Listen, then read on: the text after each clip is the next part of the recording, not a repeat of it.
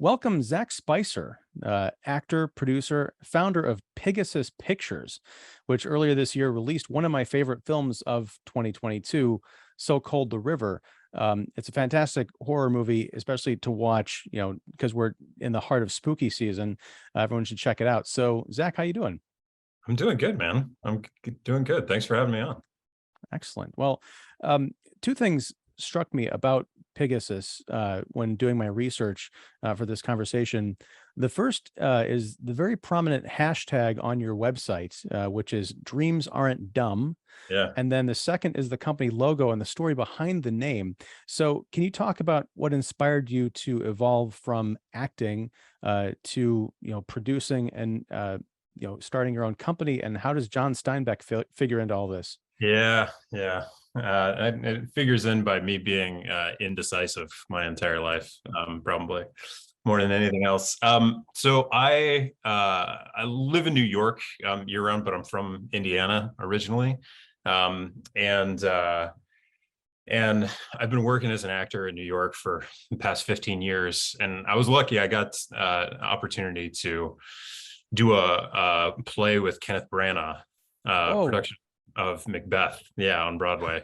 And it was during that production that he had always been obviously like a huge idol of mine. And I just looked up to him. I mean, that his Hamlet was the first piece of Shakespeare I ever saw in, seventh grade music class. They played it for us. And I don't know why I was in music class of all classes, um, but so I got to do that play with him, and I just kind of picked his brain. One of the things that I didn't know as much going into it is that he took complete charge of his career from the very get-go. He started his own theater company, and he started his own film production company, and he made Henry V, that production that he acted and directed and produced. Like, he built that whole thing from the ground up, having never done any of those things. This was straight out of drama school for him. And I was at a point in my own acting career where, I had done guest spots on tons of shows, and fortunate enough to be, consistently working on Broadway and off Broadway as an actor. And the opportunity to like tell specific stories that I cared about, um, was something that eluded me at that point, and was something that I was really aspiring to. And so I started talking with who you've talked to before, Paul Schoberg. Um, the very first feature film that he wrote and he also wanted to direct, which was his screenplay, The Good Catholic. He had written the screenplay Walter, which had been produced by friends of ours out in LA. But he had this film that he wanted to direct. That was the story of his dad and his mom. And we kind of just started spitballing the idea of like, okay, what are we going to need to actually make this thing? And we realized, like, New York, LA, tons of companies, Chicago now, blowing up with film companies and everything. And we had met while we were both students at Indiana University. And we got to talking about it. I was like, man, Indiana hasn't had a film of this size for, since the days of Rudy and Breaking Away. And we looked into it, and there weren't tax credits available in Indiana, and so that's pretty much the reason why the industry kind of disappeared after those days. And we were like, I bet we could ask a lot of friends and family to just help out with the production itself if we were to do this back in Indiana. And not only that, but like, we had an entire community of Bloomington, Indiana, where our company is based, an entire community just come out and support in a million and one ways that it would take the entire podcast to mention. So that kind of built the bedrock of the proof of concept for our company. And then we were like, we've done this once, let's keep making movies as long as we can. And so we raised a bunch more money. And over the past 5 years, we've made 7 feature films in the state, so-called The River being the 4th of those. And we have just been able to build this family of artists and supporters and just this whole community there that that likes the way that we go about making movies, and also, fortunately enough, likes the movies that we make. And it's just really created this really creative, conducive environment to keep making things. The name of the company, Pigasus, comes from my grandfather was a English professor at Indiana University and ISU, Indiana State. And he introduced John Steinbeck to me at a really early age. And I think by the age it's like 16, I'd read everything that he had ever written. And on the inside flap of a lot of his early novels, he drew a pig with wings. And underneath it, it had the inscription ad astra per alias porci, which is Latin for to the stars, on the wings of a pig. And he talked about it being a symbol of the people that he was writing about and for, that they were earthbound but aspiring, with not enough wingspan, but plenty of intention. And I thought that's pretty much hits the nail on the head for the motto and the logo of an independent film company in the middle of small town Indiana. So that named the company that. Well, I mean, it's great, and there's a lot to dig into there. I mean, you were inspired to, strike out and do your own thing, and inspired by the great Kenneth Branagh in some ways.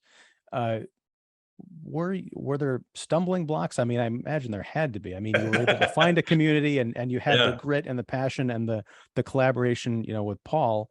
But it sounds great the way that you're describing it.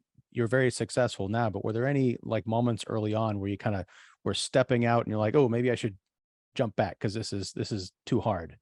Every single day. I mean, we did not have a background when we started. We did not have a background in any of this. Like, I had to Google how to start an LLC, just to start the company, let alone every LLC that is every single one of the movies that we do, and all of that stuff.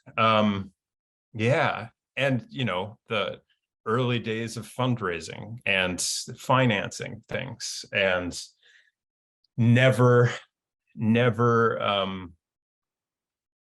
being sure that people will like the things that you do well enough that you'll have another opportunity to do it again, at every single stage. And it's not, we're in a good place right now, but every single day it's independent film. There is no guaranteed success for anything. But I mean, you go about doing things the right way, you treat people the right way, and you have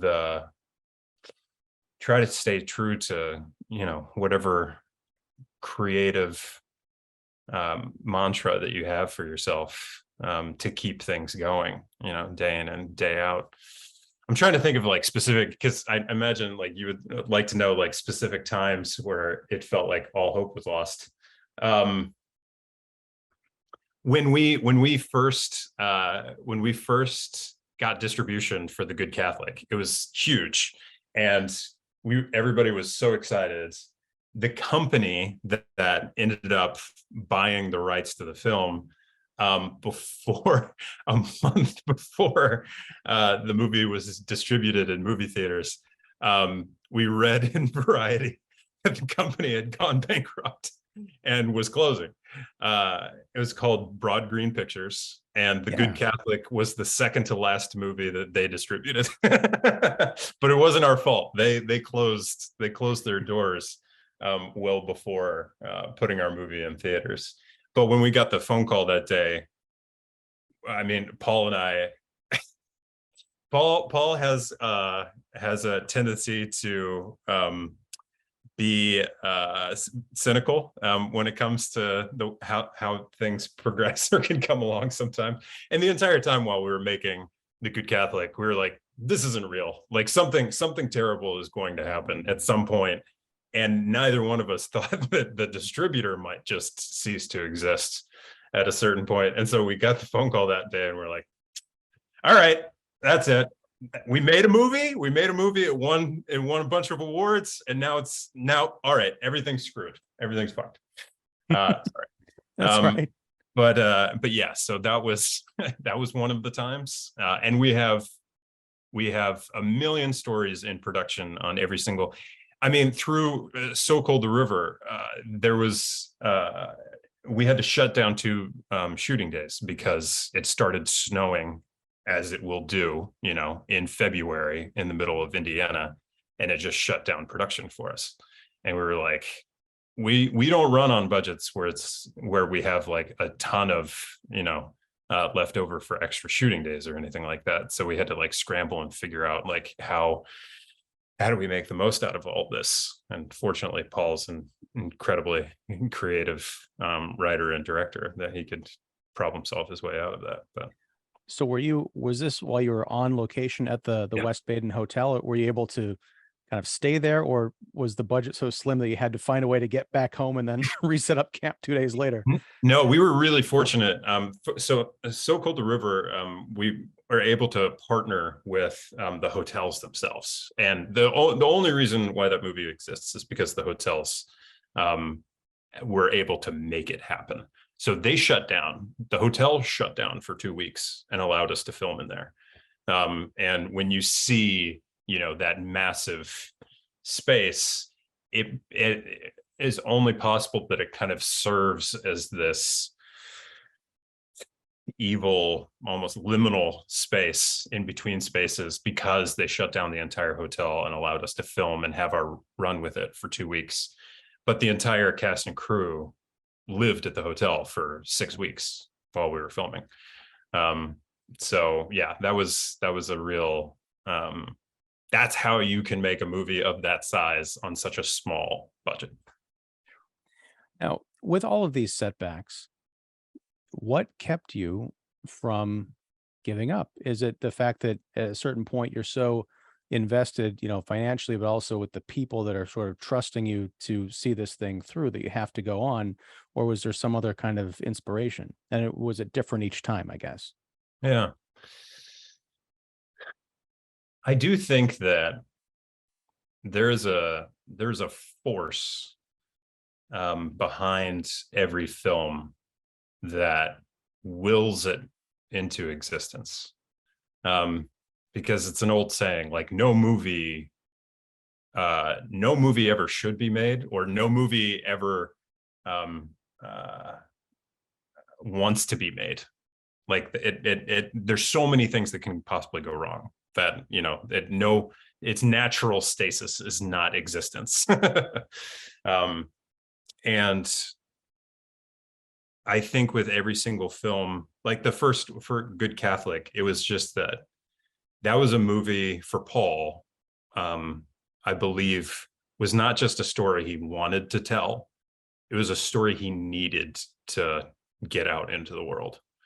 And I think that need of doing something that honored his dad's story and the love that his dad and his mom shared with each other, I think that carried all of us through, some of the hardest times on all of that. And for So Cold the River, the thing that carried it through, honestly, was like the will of an entire town and an entire community of people coming out time and time and again, and just being like, we're not gonna let you fall.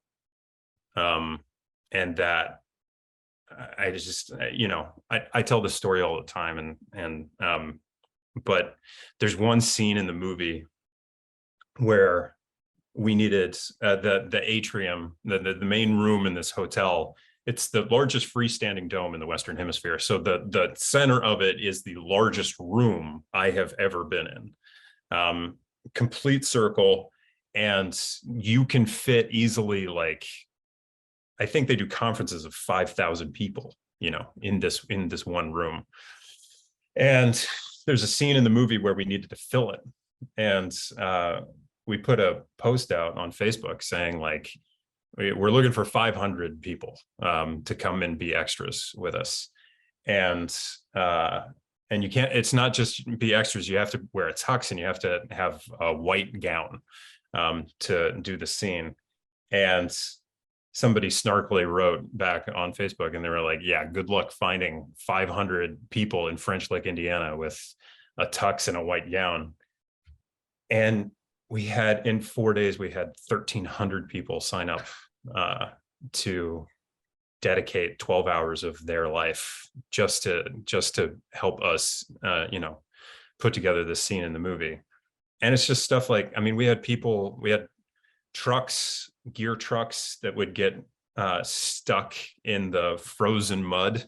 And then we would get neighbors that would come out with tractors and like help pull these gear trucks out of the side of the road. I mean, like it just happened time and time again of people coming out of every crevice, and helping this thing actually live into existence.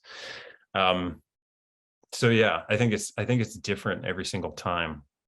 But somehow the the angels have been on our side 7 times in a row now.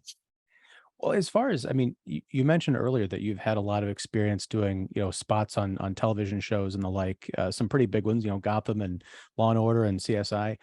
Yeah. Was there anything that you carried from those experiences that, positive experiences you wanted to emulate, in your own filmmaking and producing? And was there anything that you were actively trying to reject? Because the story you just told about the people of West Baden, to me, just listening to stories about Hollywood, even despite people saying, oh, we were like a family, it doesn't sound like you would get that kind of attention or enthusiasm out in New York, LA, or even necessarily Chicago. Yeah. Yeah. The thing that makes us different that I'm really proud of is that, we stay in the same place and we work with the same crews over and over again. So it really does create a family of people. And, we've had multiple films, staying at the same hotel, and we bring people to the same restaurants, and, we just keep bringing it back and reinvesting into the community itself. Film and TV by nature is very transitory. People it's going wherever the story needs it to go. And so you don't get to build those same kind of bonds. My background is in the theater. And so, in the theater, you create a theater company, you're working with the same company over and over again on multiple shows over, when you're lucky, decades.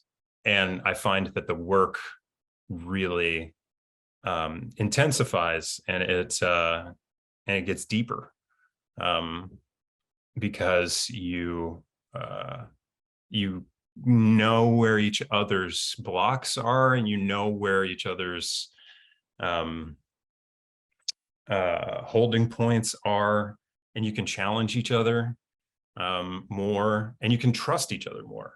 And a lot of growth as an artist is also being able to trust, and being in an environment where you can formulate that kind of trust. So I think that has a lot to do with it. There's also, I mean, like the stuff that it's just so much waste. People spend money on these larger shows and productions on things that I'm just like, yeah, that'd be nice to have. And if somebody's writing me a check for, $10 million to go out and make something, I can figure out a way of spending $10 million. But we have tried to figure out this sustainable way of being able to make things that uh, allows people to actually get paid, the crews to actually get paid for their talents and everything, not just up front, but back end as well. And and just not have so much of some of the unnecessary, like we don't have, Indiana doesn't have honey wagons. There's no trailer, there's no movie trailer business in Indiana. So we partnered with a local RV company, and we were like, all right, and we shoot a lot in the winter months, and so they don't have a whole lot of rentals for the RVs in the winter months, and so we do a deal with them, and sure, the trailer is not a 3 bump out, that people traditionally have on things that are filming here in New York, at least. But we're able to take care of people in kind of our particular way. So I know you've had some pretty big, stars in some of your films. yeah. So what is it? Is that through typical like a traditional casting, or is that some of the connections that you've made in other avenues of your time in the entertainment industry? How do you attract those kinds of players to a small Midwest film company? Yeah. Well, I mean, the in the beginning, it's just you're going off of the um, strength of the script itself, and that was with The Good Catholic. I mean, I knew the casting director that we ended up using for the film, Gail Keller, who's an amazing New York casting director. And that was kind of the first piece, but she doesn't agree to do it if the script isn't great. And I mean, great. It is really hard to get people to do something, get people to work on something for less than their quote when something's just pretty good. But that Good Catholic script and that Ms. Whitelight script, both of them were just solid scripts that when it got into actors' hands, actors read it and they're like, oh my gosh, there's so much to work with here. And it's such an original voice. And then over time, you get enough films under your belt, and more and more doors start to open up to you, and you get a little bit more of a track record, and you can see the scope of the things that people will get involved with, and then you start to get a reputation as a company. And I find that, and this was true for me as an actor as well, I don't think I'm the most talented actor in the world, but I was consistently one of the people that would be in the room where people were like, I don't hate spending 16 hours a day with this person. And if you consistently get a track record in the industry, and people can, make a phone call and be like, am I going to like spending 6 months or 6 weeks in January and February with these people in the middle of Indiana? Then, it's a little bit easier at that point when people know that it's going to be an enjoyable experience. Well, that's really nice to hear. I do want to ask you kind of thematically. I mean, looking at some of the films that you've mentioned that Pigasus has put out, The Good Catholic, Miss Whitelight, and also so-called The River, there's a lot of connections to spirituality, to different kind of views on death and facing mortality. Is there sort of an overriding vision or ethos, something you're trying to explore as a company, or are these Mm. just sort of happy accidents that you're building this filmography that happens to have these undercurrents? Yeah, it's really interesting. I mean, those three are all Paul Schoberg vehicles. So Mhm. Paul is always his thoughts always at some point during the day he's thinking about death. um, and you know, he and I share that in a lot of ways. I never really thought about it that way. I think our other, well, no, that's not true. The only movie we've done that hasn't really explored death in any way was The Miseducation of Bindu, which was just a strictly high school comedy. But our other two films that have yet to come out both focus pretty heavily on death in their own ways as well. Yeah, I don't know. I think maybe it's just something that feels like the realities around death are things that we don't talk about a lot. And I am interested, storytelling wise, I'm just interested in exploring new areas that we haven't shown the light on as much. As a company, I mean, like our main focus is early career filmmakers. So it's we've only worked with first and second time writer directors at this point. And I really like that because that you get a lot of that energy that you were talking about of what's the thing that drives a film into existence. And with first and second time writer directors, there is that urgency and that this need for it to exist in the world. And I'm really drawn to that. I want to ask, like, as far as like So Cold the River, you know, I mentioned it's a great kind of a seasonal film for this time of year. But watching it and watching what Paul did with that, I talked to him and also Claire Tuft a few months ago when it came out. That's something that I feel like deserves a lot more exposure, a lot more big screen kind of multiplex presence, because it's when you think of an independent film, I don't immediately think of something like So Cold the River because it's as, you know, artistic, a visual masterpiece and a thematic one, I think, as anything you'd see from the huge studios. So is there any thought of, I mean, competition with the big guys, or how do you, like, when you're putting these things out and they're available on streaming and stuff, which is great because it opens up more people to it. But is there any thought to someday being able to put these things out on like 4,000 screens? Yeah, definitely. I mean, like, listen, everybody would love it to be on 4,000 screens. You know, the film came out theatrically in January. We're all still doing that dance of COVID, of trying to figure out, you know, do we go back to movie theaters? Do we not go back? The industry as a large, at large, is trying to figure out how it exists.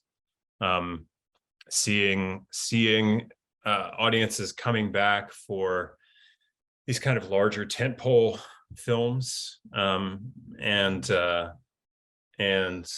trying to weigh, like, okay, so how do we fit this into that landscape? I'm always going to push for movies to exist in theaters because that's just the best way to experience them. And I think that it just takes the right combination of factors for that to come into place. I think if So Cold were released now or later, I think it probably would have had more of an opportunity to live in that really broad 4,000 theater landscape. But you know, some of these things you just kind of take as they come. Was the decision to put it out in January, was that, you know, sort of the mind? Because again, as you said, no one knew exactly where things were. You know, were movie theaters going to be around? Was it kind of a risk to say, well, if we wait 6 months or wait till October, you know, no one's going to see this thing? Well, that's the thing is like when a movie comes out in January, the decision of putting that movie out in January was made in June of the previous year. So you're talking, you know, even more uncertainty. Yeah. Yeah. So I mean, like we were all in June of 2021 and we were like, does society exist? Like what does any of this actually look like? And our distributor came along and they were like, this is what our game plan, this is what we think is going to be the best way to profitability. And for them, they were seeing at that point, a high trend, and the film has done really well on the platforms because of this, is like releasing in theaters and online at the same time. And more people will be able to see it. I don't know. It's one of those crapshoots. I would always love to see it in all of the movies that we do in theaters, because it is the collective experience of people coming together to watch something that I think makes movies special in the first place, and stand out. So yeah. Well, you mentioned that you've got 2 other films, if I heard that right, that are Yeah. coming out or they're in the pipeline. What can you tell us about those, and what's the in the future for Pigasus Pictures? Yeah. So one of them is in final stages of post-production right now, and we're just about to announce it. So I can't just yet give any details about it, but it's going to be a great one. It's going to be a lot of fun. The other one we wrapped before, and it's called Runner. It's by Marian Matthias, and she's a first-time writer-director, and it had its premiere at Toronto this year, and it just won the special jury prize at the San Sebastian Film Festival. Cool. Where it was one of 8 films competing. And she, I think is the only first-time writer-director. I might be wrong about that, but it's a huge deal. So it's going all over in the festival circuit right now. It's coming up in Chicago. It's going to be in Chicago on October 17th. It's playing the Chicago Independent Film Festival at the Gene Siskel. Oh, the Chicago International Film Festival, SIFF, right? Yeah. Okay. Yeah. So it's going to be there. It's playing October 17th. And then 2 other times, I think. And then it's going all over. It's going Greece, Bogota, Cairo. It's all over the map. So that's our little festival darling, and we're expecting it to hit distribution like first quarter of next year. Okay. And then we have 3 films that are going to go into production in Indiana next year, that we're all in pre-production on, and they're all financed and ready to go. So we've got those tiered up, and then we have a slate of 5 more features after that is part of our new financing vehicle that we're going to be making in the next 3 years. So wow, we'll be pretty busy. that's really inspiring, especially coming from, hey, I want to build something, and now here you are several years later, and you've got what, if I doing the math right, like 8 films lined up in the next couple of years. Yeah, That's insane. Yeah. It's a testament to the and the people that we work with. They make all of those things happen. So Well, congratulations on all your success. And thank you for taking some time to talk with me, Zach. For those out there, I've mentioned this and we've talked about it a bunch during the show, So-Called the River. It's adapted from the novel by Michael Corita, which I have not read yet, but yeah, definitely check it out on demand. That last shot, I'm not going to give anything away, but it's Bethany Joy Lenz, will haunt you for days afterwards. I revisited the movie yesterday, and I realized at the end that I had blocked it out, because damn. But yeah, thanks a lot, man. Best of all the success, and hope to talk to you again sometime. Absolutely, love to. Thanks for having me on. All right, man. Take it easy. All right, you too. Bye. Bye.